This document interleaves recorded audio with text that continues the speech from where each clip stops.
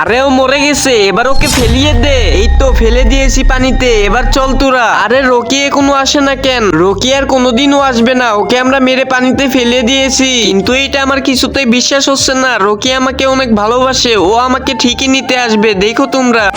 ওর নাম আর দ্বিতীয়বার মুখেও নিবি না, 100 বার নিব। আবার আমার মুখে মুখে তর্ক করস, বেশি সাহস হয়ে গেছে তো। দাঁড়া, তোর ব্যবস্থা করতেছি। আমাদের পছন্দ মতন তোকে বিয়ে করতে হবে, না হলে তোর খবর আছে। আমি মরে গেলেও অন্য কাউকে বিয়ে করব না, আমি রকিকে ভালোবাসি, বিয়ে করলে রকিকেই করব। ওই তো আমার রকি এসে পড়েছে। হ্যাঁ পিয়া, আমি এসে পড়েছি, তুমি আর ভয় পেও না। আমার মন বলতেছিল রাজ ঠিকই আসবে। এবার আমার সাথে চলে আসো পিয়া, আমি তোমাকে নিয়ে গিয়ে বিয়ে করব। কিন্তু আমি বেঁচে থাকতে পিয়ার সাথে তোর বিয়ে হতে দিব না। আরেকবার যদি তোর মুখ থেকে এই কথা বের হয় তাহলে তোর কি হলো এটা দেখার আগে আজকে দেখবো কে কে শয়তানকে হারিয়ে মা বাবাকে জিতিয়ে দেয়। মা বাবাকে জিতানোর জন্য এই ভিডিওতে একটা লাইক করে চ্যানেলটা সাবস্ক্রাইব করে কমেন্টে আই লাভ ইউ মা বাবা লিখে দাও। আর যদি তুমি শয়তানকে জিতাতে চাও তাহলে এগুলো কিছুই করতে হবে না। আরে দেখ, তোর সামনেই গায়ের রক্ত দিয়ে পেয়ার কপালে সিঁদুর দিয়ে আমার ঘরের বউ বানিয়ে নিলাম।